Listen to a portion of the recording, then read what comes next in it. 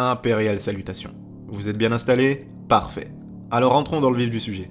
Ici Cypher pour la première édition d'Avocat du Diable, une série de vidéos qui s'attache à défendre moralement et intellectuellement des personnages souvent jugés indéfendables en raison de leurs choix et actions, que nous percevons habituellement comme abominables et injustifiés. Puisqu'en effet, il est assez facile d'émettre un jugement instantané, il suffit juste que le personnage soit différent de notre schéma de pensée ou de nos valeurs. Donc l'objectif est de vous montrer l'importance de remettre en question nos convictions et nos bases fondamentales, pour mieux les comprendre afin de vérifier si elles sont authentiques et non simplement le produit d'influences extérieures préconçues. À travers cette série, les différentes analyses serviront à enrichir nos perspectives en explorant d'autres points de vue et ainsi éviter de nous complaire dans un confort intellectuel stagnant. En embrassant de nouveaux angles, nous développerons une meilleure compréhension des personnages que nous jugeons, tout en élargissant notre ouverture d'esprit et notre horizon intellectuel. Cela nous permettra non seulement de mieux saisir la complexité des personnages, et par extension des individus, mais également d'émettre des jugements plus éclairés dans notre vie quotidienne. En évitant d'être uniquement influencés par nos propres valeurs et références personnelles, nous pourrons véritablement appréhender les gens et les situations sous un éclairage plus nuancé. Pour ce premier épisode, on va parler d'un manga qui trône indiscutablement parmi les plus grands, bien que paradoxalement, il demeure encore méconnu pour beaucoup. Full Metal Alchemist, un manga qui a d'abord été adapté en une première série animée avec un scénario différent, avant de connaître une seconde série intitulée FMA Brotherhood, fidèle cette fois-ci au scénario original du manga. C'est de ce dernier dont nous allons parler. Assez bavardé, je vous recommande vivement de vous plonger dans cet univers si ce n'est pas déjà fait. Go découvrir cette pépite et revenez visionner la vidéo juste après. Dans cette vidéo, nous allons nous pencher sur l'un des personnages les plus intrigants de ce manga, j'ai nommé l'incommensurable Envy. Envy est littéralement l'un des antagonistes les plus mémorables de FMA, tant pour son rôle et sa personnalité que pour son palmarès plus que traumatisant, mais également pour son plot twist final. Que ce soit pour tuer une enfant en provoquant l'insurrection en terre d'Ishval, ou pour tuer un homme en prenant l'apparence de la femme qu'il aime, ce personnage ne manque pas de cruauté. Il appartient à cette catégorie de personnages que la plupart des gens adoreront détester. Dans mon cas, j'aime particulièrement ce personnage, non pas tant pour ce qu'il a accompli, mais pour ce qu'il représente, et pour ce qu'il renvoie comme message sur la nature humaine. Pour un peu de contexte, rappelons ce que sont les homonculus et qui est Envy. Les homonculus sont des êtres humains artificiels créés par le père, lui-même créé à partir d'expériences sur des esclaves menés par des alchimistes. L'alchimie est une forme de science mystique qui permet de manipuler la matière en utilisant la transmutation. Pour ce faire, ils doivent utiliser des cercles de transmutation et doivent respecter le principe de l'échange équivalent, qui suppose que quelque chose de valeur équivalente doit être sacrifié pour obtenir quelque chose en retour. La quête de tout alchimiste est de trouver la vérité. Un alchimiste doit donc consacrer sa vie à la recherche, en quête perpétuelle pour comprendre le monde qui l'entoure. Chaque homonculus possède un noyau, la pierre philosophale, fabriquée à partir de plusieurs vies humaines. Le père, cherchant à devenir un être parfait, s'est débarrassé de ce qu'il considérait comme des impuretés, les faiblesses qui rendent l'homme inférieur. Ainsi, il s'est séparé des 7 péchés capitaux qui rendent l'homme imparfait. Il s'est donc débarrassé de sa colère, sa gourmandise, sa luxure, son orgueil, sa paresse, son avarice et bien sûr, son envie. Envy représente donc ce dernier péché, un homonculus créé uniquement à partir de la jalousie de son créateur, un être qui, contrairement à nous, est un être caractérisé par son naissance. Mais c'est quoi un être caractérisé par son naissance ? L'essentialisme est une perspective philosophique qui suggère que les objets, les concepts ou les entités ont une essence fondamentale qui définit leur nature intrinsèque et les distingue de tout ce qui n'est pas de cette essence. L'essence est considérée comme l'aspect central et immuable qui rend quelque chose ce qu'elle est. L'essence d'une chose est ce qui la rend ce qu'elle est, indépendamment de ses propriétés accidentelles ou de ses caractéristiques contingentes. Selon l'essentialisme, l'essence d'une chose est immuable, c'est-à-dire qu'elle ne change pas au fil du temps. Les caractéristiques accidentelles d'une chose peuvent varier, mais son essence reste constante. Néanmoins, l'essentialisme a fait l'objet de nombreuses critiques. Certains soutiennent que chercher des essences immuables peut être simpliste, étant à négliger la diversité et la complexité des choses dans le monde réel. De plus, certaines approches postmodernes remettent un peu en question l'idée d'essence fixe, soulignant plutôt la nature fluide et construite des identités et des concepts. C'est en cela que l'existentialisme vient s'opposer à l'essentialisme, qui lui suppose que les individus n'ont pas une essence préalable qui définit leur existence, mais plutôt que leur essence est construite à travers leurs choix et leurs actions au cours de leur vie. Là où l'existentialisme va responsabiliser, l'essentialisme déresponsabilise. Dans le cas d'un être humain, étant sujet à sa nature plurielle, le résumer à un être essentialiste serait invalide, puisque son essence est relative, elle diverge en fonction des individus car l'éventail de décisions et d'actions dépendront de plusieurs influences. Vous l'aurez compris, si ces notions en philosophie peuvent être difficilement appréhendées au regard de la nature humaine, il est en revanche assez simple de les appréhender pour un homonculus, dans une certaine mesure. Un être humain est plus complexe, même s'il avait une essence, on ne peut nier son caractère existentialiste. En effet, la manifestation de son libre arbitre, sa capacité à expérimenter une gamme variée d'émotions, ainsi que sa nature changeante, démontre qu'il est fondamentalement un être pluriel. Ce libre arbitre le rend donc responsable, puisqu'il peut choisir de prendre de bonnes ou de mauvaises décisions, de faire de bonnes ou de mauvaises actions. Il n'a pas d'essence prédéfinie, c'est un être autodéterminé. Un être autodéterminé, donc qui se détermine lui-même, serait capable de définir sa propre existence, de faire des choix conscients et de diriger sa vie selon ses propres valeurs et ses propres objectifs. Alors qu'un homonculus, comme on l'a vu précédemment, est un être qui est né d'un péché, un péché qui constitue son essence même. Un homonculus est un être qui se résume à une seule chose qui va le définir, il existe donc par une forme prédéterminée, une chose négative qui plus est. Maintenant que le CM de philo est terminé, vous voyez où je veux en venir avec le personnage d'Envy ? Pour mieux comprendre, il suffit de se poser une question toute simple. Peut-on réellement en vouloir à Envy d'avoir fait ce qu'il a fait ? Autrement dit, peut-on réellement en vouloir à Envy d'être ce qu'il est ? En effet, comme on vient de le voir, Envy est un être qui ne se décide pas. Il incarne un être qui, par essence, est envieux, destiné à jalouser les personnes qui lui sont différentes. Et forcément, la jalousie est un péché car cela engendre encore plus de choses néfastes, comme le mépris, la condescendance, la cruauté, etc. Là où la nature de l'homme est plurielle, celle de l'homonculus est singulière, donc malgré le libre arbitre, la nature intrinsèque de l'homonculus ne peut pas s'exprimer selon un large panel de décisions. Elle est dictée par un instinct fondamental, et dans le cas d'Envy, il est facile de comprendre que ses pulsions, ses volontés et ses instincts ne seront guidés que par l'envie.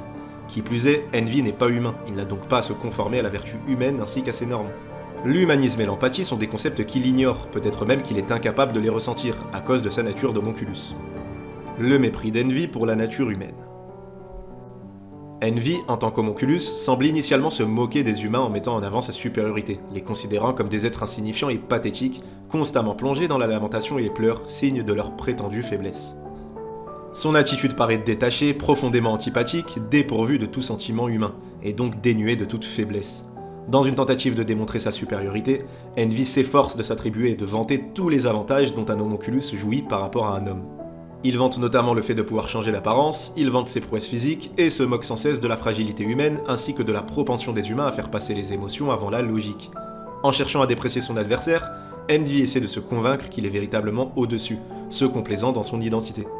Mais rappelons que le père, ayant expurgé ses propres péchés pour créer les homonculus à partir de ces mots, a engendré Envy comme la personnification ultime de l'envie et de la jalousie humaine.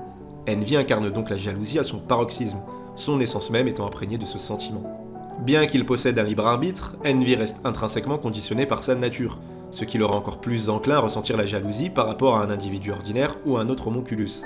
Cette jalousie est ainsi perçue comme un péché en raison des conséquences qu'elle entraîne, telles que le mépris et la cruauté. Et c'est là qu'intervient mon travail d'avocat. À la question « peut-on réellement lui en vouloir ?», on pourrait être tenté de répondre que oui et de conclure qu'il mérite une sanction.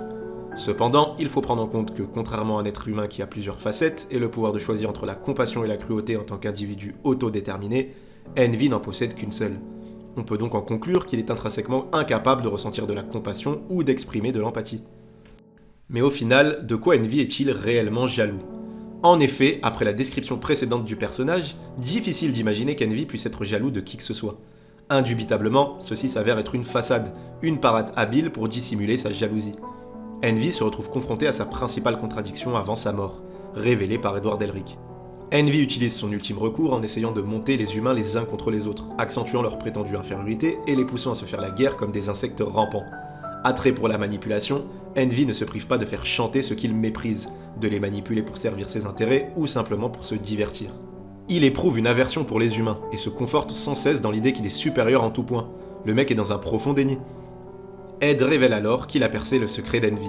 Celui-ci éprouve de la jalousie envers les humains. Il envie leur capacité à s'entraider, à s'aimer et à développer des liens d'amitié. On pourrait se dire que l'homonculus, conçu comme dépourvu de toute humanité et de faiblesse, devrait considérer l'idée d'éprouver de la jalousie envers un être humain comme inconcevable. Bien qu'Envy méprise ces notions qu'il considère comme des signes de faiblesse humaine, il ressent également une jalousie envers ses capacités, car elle confère une plénitude à l'individu. Conçu comme un être supérieur à l'homme, l'homonculus devrait être parfait, dépourvu des faiblesses qui affligent les humains. Mais il n'en reste pas moins qu'un être artificiel, conçu à partir d'âme humaine. Cependant, cette perfection apparente le laisse partiellement vide, dénué de ce qui rend l'homme faible, mais également de ce qui le constitue et lui donne une raison de vivre. Envy incarne ainsi la jalousie inhérente au père des homonculus, conscient que la perfection artificielle qu'il représente est éclipsée par le sentiment envieux résultant de sa propre incomplétude. Comprenez-le bien, un homonculus est essentiellement un être auquel on a ôté quelque chose, une privation de ce qui constitue l'essence même de l'humanité. Ce processus conduit cet être artificiel à porter un jugement sur l'homme, qui, guidé par l'émotion plutôt que la logique, est déterminé comme inférieur. Cependant, l'homonculus, vidé de la substance existentielle propre à l'humanité, se retrouve avec un vide à combler. On a donc vidé un être capable de changer, avec plusieurs essences, et on ne lui a laissé qu'un seul aspect, cet aspect étant son unique noyau. Envy prend conscience de ce manque et ressent une jalousie envers l'homme, car celui-ci possède ce dont il est dépourvu. À la fin, Envy prétend que des êtres comme eux sont destinés à se faire la guerre, insinuant que c'est leur unique dessein. Il va jusqu'à interroger sincèrement Edward et les autres pour savoir si cette assertion est véridique, sans aucune intention provocatrice. Cette fois-ci, Envy cherche vraiment à comprendre s'ils sont capables de changer, de ne pas être des individus faibles, et c'est à ce moment-là que l'on réalise qu'Envy, en tant qu'individu représentant une seule facette, se retrouve face à des individus versatiles. Il voit en eux le reflet de sa propre vacuité. Il est donc pris de surprise en les voyant évoluer. Mustang, voulant en finir avec Envy pour avoir tué son meilleur ami, abandonne la voie de la vengeance. Scar forge des alliances avec les habitants d'Amestris, le peuple responsable du génocide d'Ishval, et Ed s'allie avec Scar, celui-là même responsable de la mort des parents de son ami d'enfance. Envy se retrouve dans une confusion totale, incapable de comprendre comment, après avoir tenté de les manipuler une dernière fois, ils parviennent à résister à leur faiblesse et à prendre des chemins différents, échappant ainsi au piège de la vengeance. Il est désorienté devant la résilience de ces individus qu'il considérait comme intrinsèquement faibles, croyant que l'essence de l'homme se résumait à ses émotions. Cette fois-ci, en essayant de les inciter à succomber à leur faiblesse, Envy échoue. En tant qu'individu caractérisé par une seule facette, il ne peut concevoir comment un être peut changer de manière aussi aisée, malgré toutes les faiblesses qui le définissent. Malgré tout, Envy est conscient de ce qu'ils sont capables de s'entretuer pour rien, qu'ils peuvent être incohérents, et l'idée de les envier le répugne et le déshonore. Donc il adopte cette attitude pour se convaincre et s'assurer que ce sont véritablement des êtres inférieurs, afin de ne rien avoir à leur envier. Il réitère donc la question à plusieurs reprises. Pourquoi ? Envy envie profondément cette capacité à changer, une faculté qui lui échappe. Il est accablé en réalisant que l'homme n'est pas aussi faible qu'il le pensait, et qu'au final, l'homme est peut-être plus fort que lui. Plus fort qu'un être incapable de ressentir autre chose que de la jalousie, un être dépourvu d'émotions autres, un être qui peut chuter mais se relever malgré tout. La dévastation d'Envy provient de la constatation que l'être qu'il croyait inférieur à lui, se livrant à des guerres futiles et cédant à toutes les émotions, est en mesure d'accomplir l'inverse. Ce constat le conduit à la compréhension que l'homme n'est pas inférieur à lui. Pire encore, il réalise qu'il est incapable d'accomplir ce que l'homme peut faire. Envy se place donc lui-même en position d'infériorité. D'autant plus qu'il incarne l'une des faiblesses les plus destructrices et pitoyables de l'homme, la jalousie. Lui qui méprise les êtres humains car ils sont faibles, il incarne à lui seul le sentiment le plus pathétique qu'un être humain est capable d'éprouver, ce qui renforce son déni et ce qui explique ce comportement condescendant, car se rendre compte de ce fait lui donnerait encore plus de raisons de se détester. D'ailleurs, sa véritable apparence est laide et misérable, prenant la forme d'un insecte, une représentation de ses véritables sentiments intérieurs. Il se transforme en une forme gargantuesque pour s'élever au-dessus de l'homme, suggérant ainsi la dimension de son complexe de supériorité. En vérité, Envy ne perçoit pas les humains comme des insectes, mais plutôt se considère lui-même comme tel. On peut alors penser que sa capacité à se transformer est présente pour dissimuler et échapper à sa véritable forme, à son reflet authentique. Plus encore, se métamorphoser en humain est une faculté qui traduit depuis le début son désir de leur ressembler, et qui le pousse à les imiter et à se déguiser en eux. Un indice présent depuis le début de la série sur son secret bien gardé. Sa capacité à changer d'apparence reflète également sa jalousie envers la nature changeante de l'homme. Étant un être prédestiné, il lui est impossible de métamorphoser sa nature morale. Ainsi, il s'efforce de se travestir en humain, mais son mimétisme se limite à la forme extérieure de l'être humain, étant incapable d'en imiter le fond. Au final, on se rend compte qu'Envy est dévasté car il s'est toujours senti inférieur, et il est humilié d'avoir été compris par un être humain. Son dessein était ainsi de vivre par procuration, en tirant satisfaction de la supériorité que lui conférait sa nature unidimensionnelle. Dès qu'il a pris conscience, ou plutôt qu'il a admis grâce à Edward qu'il éprouvait de la jalousie envers les humains, cela a constitué une humiliation, une anomalie dans son essence même. Vivre en étant inférieur à l'homme était pour lui contre nature, étant donné qu'il était un être prédestiné. Si quelque chose venait à altérer le sens et l'essence de sa vie, alors sa vie perdait tout son sens, car il était incapable de changer, et par conséquent de vivre avec la diversité des facettes et des émotions humaines. La seule issue qui s'offrait à lui était donc de mettre fin à sa propre existence. Il met littéralement fin à ses jours en s'interrogeant lui-même à plusieurs reprises s'il est jaloux des humains, si lui, entité supérieure, est jaloux des êtres humains. C'est un non-sens et une contradiction pour lui, il est dévasté de se l'avouer et une fois qu'il l'accepte, il finit par se donner la mort. Si l'homme est inférieur, pourquoi un homonculus pourrait être jaloux de lui ? S'il envie le genre humain, c'est qu'il n'est pas inférieur à lui. Son existence bâtie sur un mensonge s'effondre. Envy meurt en détruisant sa pierre philosophale qui constitue sa nature essentialiste, comme s'il avait compris qu'une existence dépourvue de ce qui caractérise un homme n'avait pas lieu d'être. C'est grâce à ce genre de scène que l'on comprend assez bien pourquoi créer un être humain est un interdit en alchimie. Créer un homme n'est pas possible pour un autre homme, et s'il tentait de le faire, alors il donnerait lieu à une créature qui ne devrait pas exister, et qui serait privée de son humanité. En se prenant pour Dieu, l'homme a créé quelque chose qui le dépasse. C'est ce que suppose l'alchimie. L'homme ne peut pas artificiellement engendrer un être humain, car l'univers, ou Dieu, a déterminé que la naissance humaine résulte de l'union symbolique de deux êtres vivants, et non d'une création artificielle. Cette restriction suggère l'existence d'une raison fondamentale. Envy, dans ce contexte, devient l'incarnation d'un tabou, Un exemple flagrant des conséquences lorsque les humains osent se prendre pour des dieux, prétendant pouvoir manipuler les règles et le cycle inaltérable. Il demeure toujours un ingrédient métaphysique essentiel, que l'homme est incapable de fournir, rendant ainsi un individu incomplet. En effet, un être vivant transcende la simple composition de carbone, d'eau et de fer. Les frères Elric en ont fait l'amère expérience lors de leur tentative de ramener leur mère à la vie. La mort ne peut être contournée, car cela perturberait un cycle préétabli, entraînant des conséquences imprévisibles. La création artificielle d'un individu, que ce soit par la résurrection ou par l'alchimie, aboutirait à une œuvre inachevée. L'homme, en tant que créateur, serait incapable de conférer à cet être artificiel l'élément crucial qui lui manque, créant ainsi un individu conscient confronté à un vide abyssal. La conscience de cet individu, incapable de combler cette lacune existentielle, révélerait l'impossibilité pour l'homme d'égaler la création divine, laissant toute tentative de reproduire la vie humaine inachevée, car l'homme n'est pas Dieu. En fin de compte, Envy fait ses adieux à Edward en évoquant son nom, signe manifeste de respect et de reconnaissance envers celui qui, sans porter de jugement, l'a réellement compris. Malgré ses moqueries constantes envers la petitesse d'Edward, Envy en vient finalement à réaliser à quel point, au final, Edward est plus grand que lui.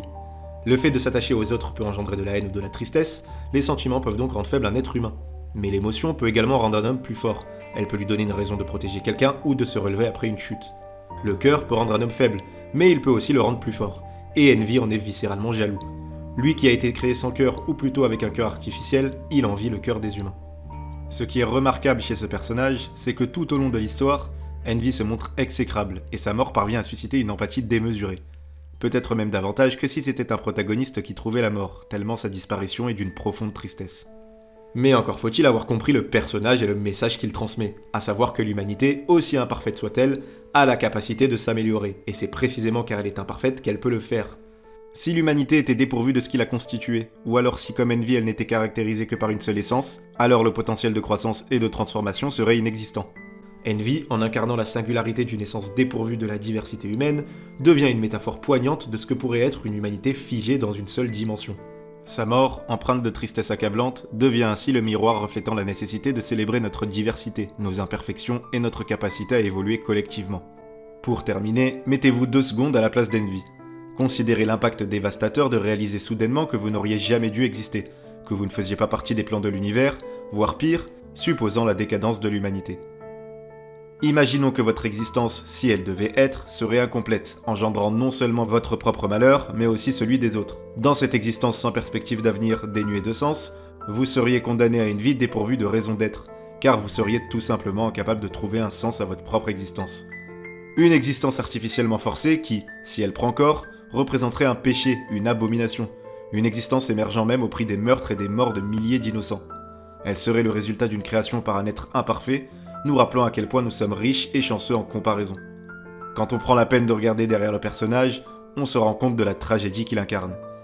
Envy devient ainsi un personnage tragique, symbolisant la conséquence amère de manipuler la création et soulignant la fragilité de notre propre nature. Le message transmis par Envy réside dans l'importance de reconnaître la richesse de notre humanité, avec ses défauts et ses vertus, car c'est dans cette diversité que réside notre force. La tristesse qui émane de sa disparition nous rappelle que, malgré nos imperfections, il existe toujours une opportunité de croissance et de rédemption. Enfin bref, si comme moi cette vidéo vous a donné un sacré coup dans les côtes, dites-le moi en commentaire. Perso, les scènes qui m'ont le plus marqué, au-delà de la mort du personnage, c'est quand Envy se questionne à plusieurs reprises s'il est jaloux des humains, comme s'il cherchait désespérément un argument pour se convaincre du contraire. Puis quand il demande à Mustang, Okoye et Scar de lui donner raison sur le fait que l'humanité est corrompue et qu'ils ne pourront jamais vivre en harmonie, cherchant ainsi à être conforté dans ses convictions, mais que personne ne lui répond. Il y a zéro OST derrière, et les plans sont rigides pour bien souligner la solitude psychologique et idéologique d'Envy à ce moment-là, et c'est absolument terrifiant. Ce silence en dit plus que 1000 mots, et il plonge littéralement Envy en enfer, lui confirmant que l'homme n'est pas inférieur à lui. Les gars, j'espère que la vidéo vous aura plu et que le personnage d'Envy est un peu plus clair pour vous. J'avoue que j'aime bien jouer l'avocat du diable, et dans le cas d'Envy, le dossier était plutôt assez lourd. Mais je pense quand même avoir expliqué en quoi il était partiellement innocent. Sur ce, je vous dis à la prochaine, portez-vous bien, bye.